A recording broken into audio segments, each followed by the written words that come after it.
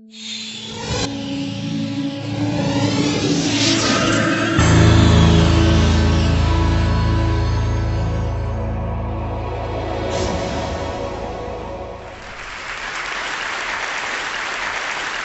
a visual artist, and I'm also one of the co-founders of the Plastic Pollution Coalition.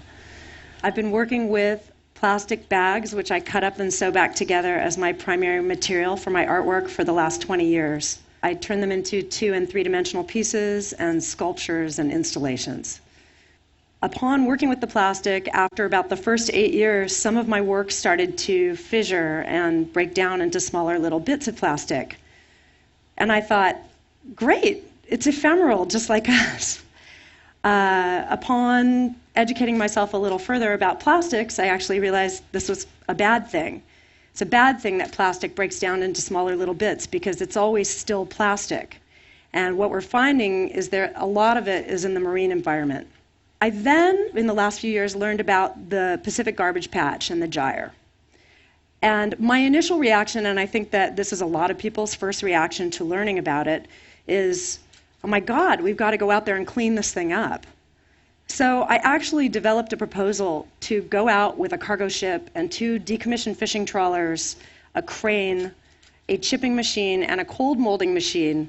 And my intention was to go out to the gyre, raise awareness about this issue, and begin to pick up the plastic, chip it into little bits, and cold mold it into bricks that could potentially be used as building materials in underdeveloped communities. I began talking with people who actually had been out to the gyre and were studying the plastic problem in the marine environment. And upon doing so, I realized actually that cleaning it up would be a very small drop in the bucket relative to how much is being generated every day around the world. And that actually I needed to back up and look at the bigger picture. And the bigger picture is we need to find a way to turn off the faucet. We need to cut the spigot of single-use and disposable plastics, which are entering the marine environment every day on a global scale. So in looking at that, I also realized that I was really angry. I wasn't just concerned about plastic that you're trying to imagine out in the middle of the Pacific Ocean, of which I've learned there are now 11 gyres potentially of plastic in 5 major oceans in the world. It's not just that gyre of plastic that I'm concerned about, it's the gyre of plastic in the supermarket.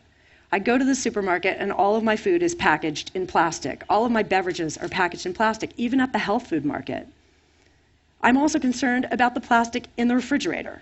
And I'm concerned about the plastic and the toxins that leach from plastic into us and into our bodies. So I came together with a group of other people who were all looking at this issue, and we created the Plastic Pollution Coalition. We have many initiatives that we're working on, but some of them are very basic. One is, if 80 to 90% of what we're finding in the ocean, of the marine debris that we're finding in the ocean is plastic, then why don't we call it what it is? It's plastic pollution. Recycling. Everybody kind of ends their books about being sustainable and greening with the idea of recycling. You put something in a bin and you don't have to think about it again. What is the reality of that? In the United States, less than 7% of our plastics are recycled. And if you really look into it, particularly when it comes to plastic bottles, most of it is only downcycled or incinerated or shipped to China. It is downcycled and turned into lesser things. While a glass bottle can be a glass bottle again or can be used again, a plastic bottle can never be a plastic bottle again. So this is a big issue for us.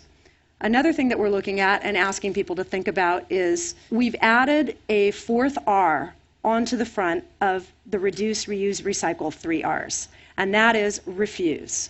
Whenever possible, refuse single-use and disposable plastics. Alternatives exist. Some of them are very old school. I myself am now collecting these cool Pyrex containers and using those instead of Glad and Tupperware containers to store food in. And I know that I am doing a service to myself and my family. It's very easy to pick up a stainless steel bottle or a glass bottle if you're traveling and you've forgotten to bring your stainless steel bottle and fill that up with water or filtered water versus purchasing plastic bottled water. I guess what I want to say to everybody here, and I know that you guys know a lot about this issue, is that this is a huge problem in the oceans, but this is a problem that we've created as consumers and we can solve.